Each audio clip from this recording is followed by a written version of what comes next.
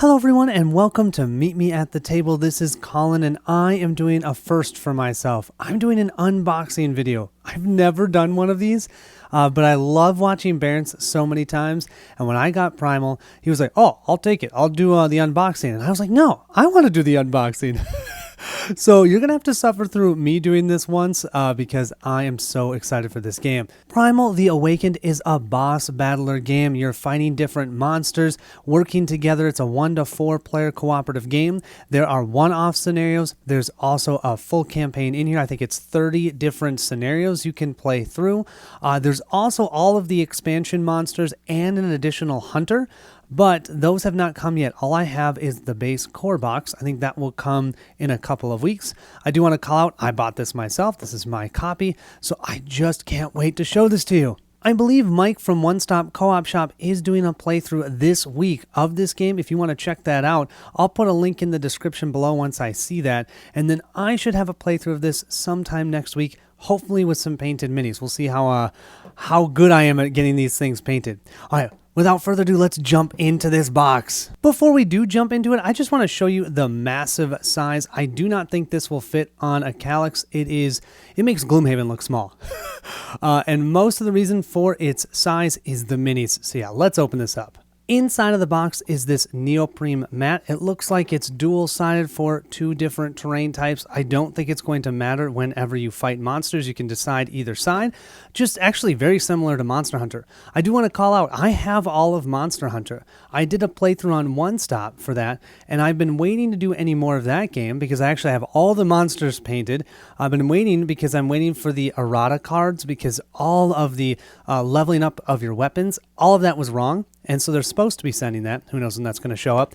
I'm really excited to compare these two games, though. But similar to Monster Hunter, it looks like there's just 2 mats here. Just like Monster Hunter, there's 2 different boards you can use in that one. And I don't think the actual, what you're seeing there matters, really. It's just the a difference of, hey, you're in a forest area or you're in some sort of ritual area.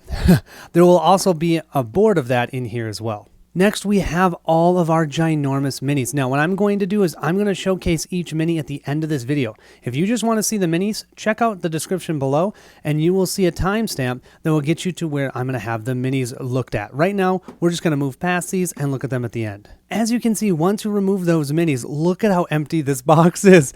If you didn't have to store the minis in here, oh my gosh, you'd have so much more space. There are a couple more minis over here. They are smaller bosses, but still awesome looking bosses. So let's zoom in. The first thing we'll take a look at are the 2 boards here. Now I'm going to tell you, it is taped together, so you're going to have to finagle it out of the box. Let's see if I can do that. The board that we have here is just like that neoprene mat, exact same with the 2 different sides. So you can choose, if you have the neoprene mat, which one you want to use. This is your threat marker, or round track, I should say.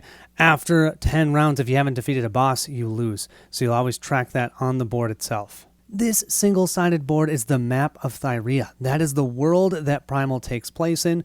We'll probably be placing cards out on here and we can interact with them during the campaign if you choose to play the campaign version of the game versus the one-off scenarios. Next, inside the box, we have these mats. It looks like the top one is the player mats. Let's rip this open and see what other mats we have in here. And then below it, we do have our campaign book and our rule book. I will say, the rulebook is pretty hefty. It's looking down here, I think 90, 100 and some pages.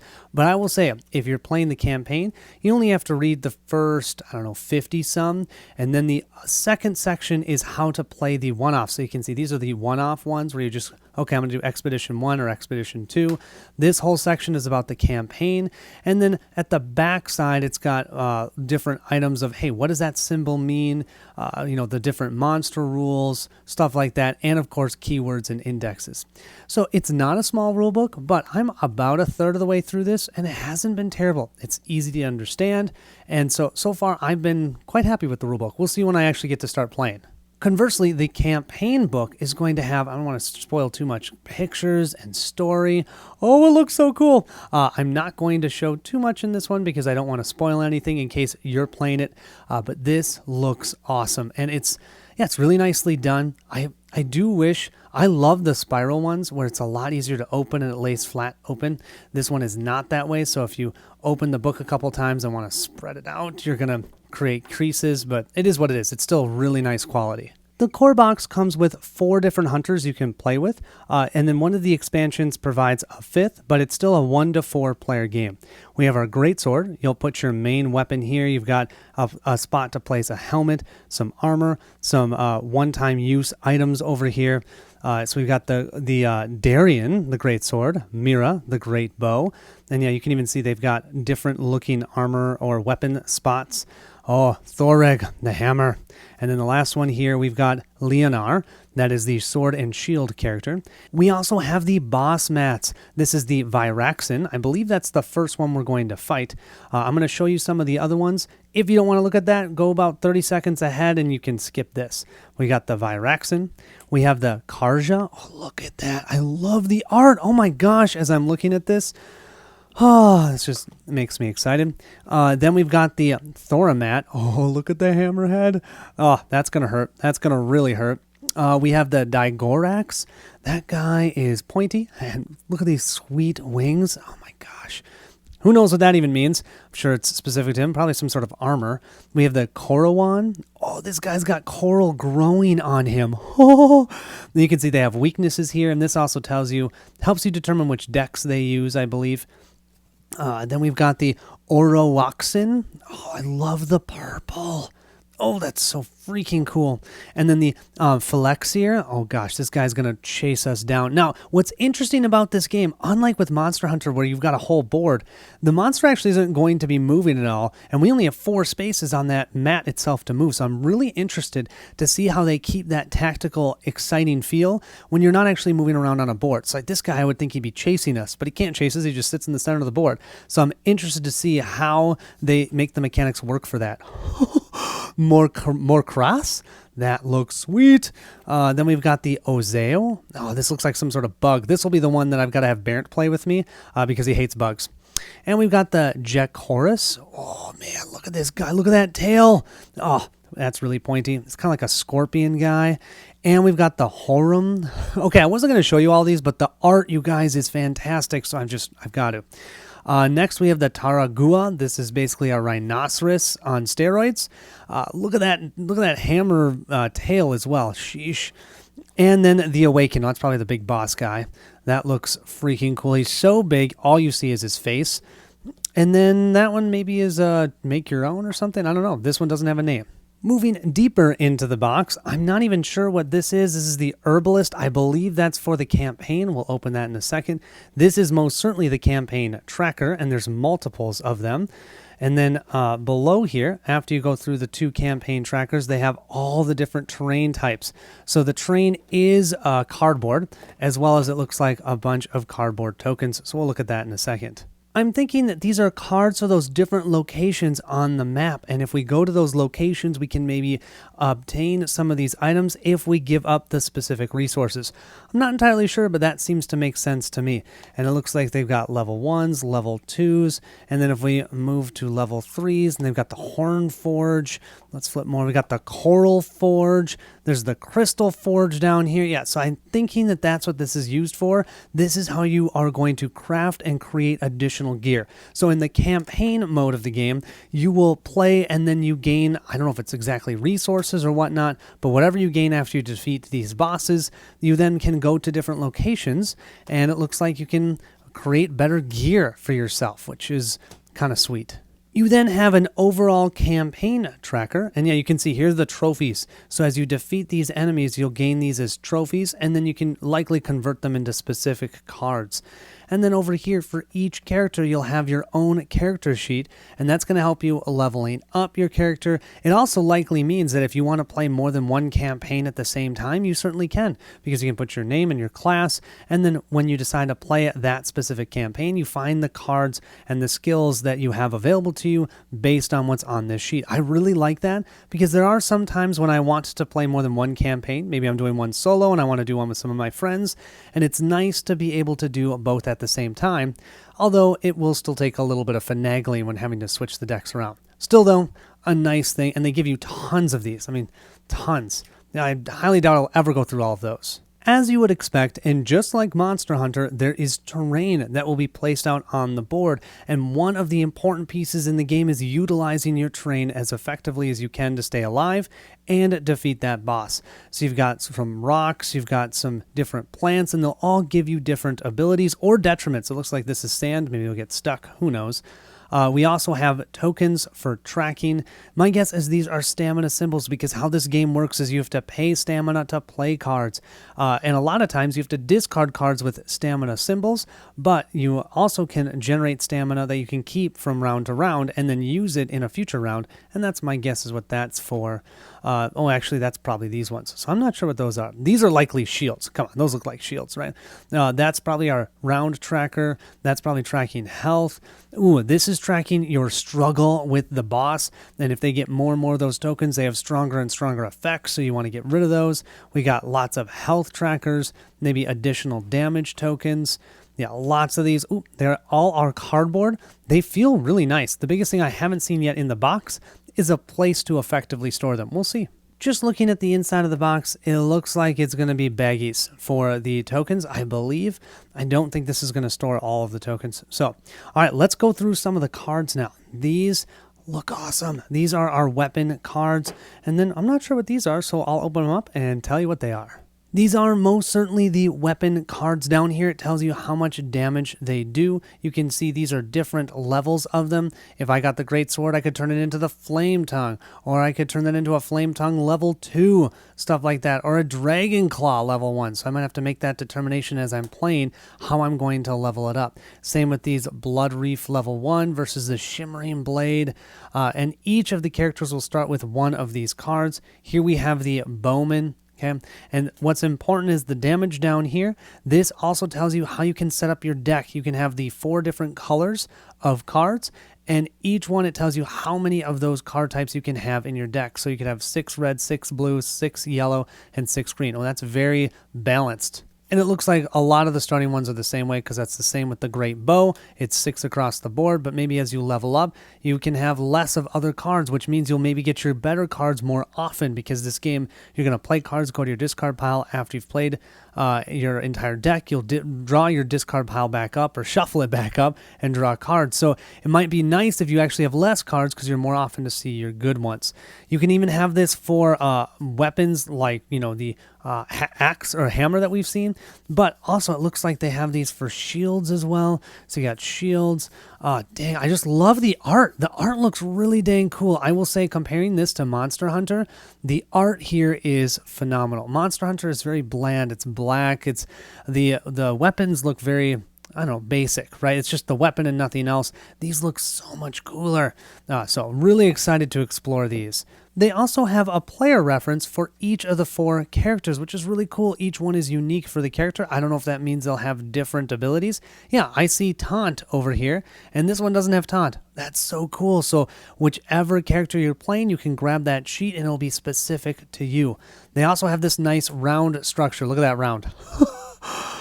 Overall, I've heard the game isn't too much of a challenge to play, but looking at that round structure, it makes me think of Lord of the Rings with its 7 phases with all the sub-phases. That's okay. A lot of times, it's just once you internalize that, you're good to go. The 3 set of small cards we have here, these are quest cards. So there's a total of 30 quests, and there's 30 cards here. I'm not going to reveal any of those because that's specific for the campaign. I don't want to spoil too much there. This is the attrition deck. So usually we have to deal with attrition whenever we're fighting that monster. The longer we take to defeat them, the more likely they are going to deal us extra damage. This is the attrition deck. And then they gave us 1 set of stance cards for a specific one of the monsters, I believe, here. So I'm not sure why that one is here versus somewhere else, but as we explore the box, we'll see. And what the heck, I'm going to show you the first quest card. This is quest card number 1, since you'd see it right when you start. Severe earthquakes rock the desert north of Alberia, where archaeologist Emra and her team were on a research mission. Central Command has organized a rescue expedition to find the Seekers' camp and bring the survivors home. Cool. The next piece in this ginormous box is all of the cards. This is a card-based combat system. So from what I'm seeing, no dice, which is okay by me. A lot of times card play games can be super fun. I'm thinking of you, Mage Knight. So excited to look at these. I'm just going to pull all of these out and we'll take a quick gander. I've now opened and sorted out all of the rest of the cards. These right here are our 13 different bosses in the core set. 13! That's pretty awesome if you think about it. Remember this small deck of cards here? And I was like, oh, these are used for stances. Well, I'm not sure how it's used for this boss. I don't want to read too much into it, but that boss actually uses those cards as well as their stance cards. So each deck has their own stance cards, but those are specific to this boss, which is cool. In the rulebook, and I love this, they have all of the different components needed for each of the bosses. Look at all of that. So you could actually tick in time to make sure you have all the appropriate cards and tokens. I love it. So I now know all of these decks are set up and ready to go. They even give you some of these separators, so you can use these in your box to separate all the different monsters to make it easier to find them as you're playing. So I've already grabbed all of them. This is the final boss, which actually has a do not open until instructed. Oh, I always love and hate that at the same time. So let's pick the first boss that will fight this one and just look at the different cards for those. The rest of these I'll leave for you to explore on your own if you decide to pick the game up. Most bosses have 4 different types of cards. They have their behavioral cards, they'll have their objective and peril cards, and peril cards generally go from 1 to 3, although some of them only have a 1 and a 2, and then finally they have a stance card. As you saw on the mat, generally they'll have 3 of these behavioral cards out on their mat. This symbol here denotes something to do with a reaction. Over here, this is a refresh icon because at the end of each round, whichever card has the lowest value here will get discarded and replaced by very likely a higher or more challenging card, so to speak. I'm really excited to see how this works. Here is an example of one of their cards. This tells you the aggression icon symbol. This is simply the name, whipping the tail. This is what it does, and the base ability as well as how it's going to impact us as players. Sometimes they'll actually have a card trait up here, but this one doesn't. I don't know if there's any in here that does. Oh, and then there's sometimes some special boost effects down here as well. Each stance is associated with a specific peril and objective card via its stance number. Peril cards are special abilities that are active during that corresponding stance, while objective cards are opportunities for the players to get bonuses and advantages as long as the player can meet the specific conditions described on the card itself. For example, this card says, if you're in the rear sector, place a counter on this card. When there are 3 counters times the amount of players, then the actual boss will suffer 2 wounds, then remove this card from the game. Nice way to just hit that tail, so to speak. So that's our objective. However, at the end of the round, if the aggro player, which the aggro player is whichever one the monster is focusing on, is threatened, place a fire terrain in the front sector. Basically, the Wyvern blows fire at them because they're pissed, and you need to keep moving around on the board. If you don't, they're going to start doing these types of things to you. The stance cards represent the different stages of combat, and each monster comes with 3 stance cards. Here we can see the stance number, so stance 1. This is the stance progression value. Likely it means if they've taken a certain amount of damage, then you will move this. Over here, this is the damage value. And then right here is the exposure diagram. So when we attack the Wyvern at the beginning, we can only hit the front or the back, not the 2 sides. And then that will change. Here's stance 2, and here's stance 3. And from what I understand, if we fight them multiple times, this aggression level can potentially change. And you can see on the other side, this is a level 1 aggression versus a level 0. Yeah, kind of cool. Lots of ways to make them replayable and different. Just so you can see, we have an aggression level 0 for all 3, then a 1 on the back sides, 2s that are here, and 3s on the back side. So yeah, they have 4 different stance sets, which I'm wondering if you go and fight them again, you'll likely do a different aggression level, and therefore they do different things. That's cool. I love when you can fight the same boss and have a different experience. Next, we have our 4 hunter decks, with that 5th one being an expansion that should be coming soon, hopefully. We all start with level 1s of everything: level 1 base armor, level 1 base helm, and a level 1 Alamor. Let's take a look at one of the characters. This is the sword and shield character, Lejonar, and who knows if I'm saying that right. So This is our starting set of cards. We have a mastery card. When we do the ability that's here, we place a counter on here. Once there's 3, we would flip this over and we have our mastery for the rest of that boss fight. We have 24 starting cards. We know that there are starting cards because they have S's next to them. So all of these have S's. Each of these are broken up into 4 different colors. We have maneuver or blue cards. That's considered an offensive one. We also just have basic attack cards. That's the red ones. We have some parry cards, which are considered defensive. And we have dodge cards that are also defensive. Remember, they're all 6s across the board right now. That creates our deck of 24 cards. These are cards that we can level up with as we play through the campaign, as well as we'll get better mastery cards. And remember, we pair that with one of those weapon cards that is depicted for the specific character that we're playing. I think I might play him for my playthrough because he looks cool. Just to tell you a bit about the cards themselves, up top that tells you how much stamina you have to pay to be able to play them. So if I want to play this one, it's 0, but if I want to play this one, it costs 2 stamina. How do you pay that stamina? Well, a lot of times it's cards in hand, and the bottom here tells you how much stamina that card generates when you discard it. We then, of course, have our ability right in the center. We have the card type because a lot of times you're going to see that we need to keep specific card types in our hand, or we might want to use certain card types. So the type is very important as well. I do have to say, yet again, comparing this to Monster Hunter, just because they're both boss battlers of big beasts, the art is cool. There's nothing on the Monster Hunter cards, but look at this. There's unique ones for each of the colors for the characters themselves. I really like that. Just makes the card feel alive. Now, they could have done ones for each unique card, right? They could have had different art there compared to this Drawn to Danger, but I'm still okay with that. I like that at least I have 4 different sculpts within these cards. The final set of cards are all these different item cards. I'm guessing that we can either create them or find them. From what I understand, these purple ones are the ones that we may find as reward cards. These other ones we may be able to craft or we gain through the campaign, and they're all unique, right? So they got level 1s, level 2s, level 3s of different types. Probably get them by fighting certain beasts, maybe even multiple times to get the right resources. My guess is these are the resource costs that we need or something like that. You can have potions, those go at the bottom section of your player board, but then you also have your armor, you have a helm, and then you have general trinket items like this Oculus that lets you look at one of the behavior cards for the monster each turn. Oh, that's so cool. There are a ton of these. I mean, look at this, literally a ton. So tons to explore here, tons to mix and match and try with your different hunters. And with that, besides the miniatures, that's all of the different components in the box itself. This is just the core box. So now what we've all been waiting for, including myself, let's take a look at the miniatures. I'll make sure to put a name of each of the miniatures so you can see them when they're out. Let's take a look at them. And as always, thank you so much for watching our channel. I'm super excited to get this game to the table in case you can't tell. If you'd like to see a specific hunter play, let me know in the comments below. Let's go ahead and check out some awesome miniatures.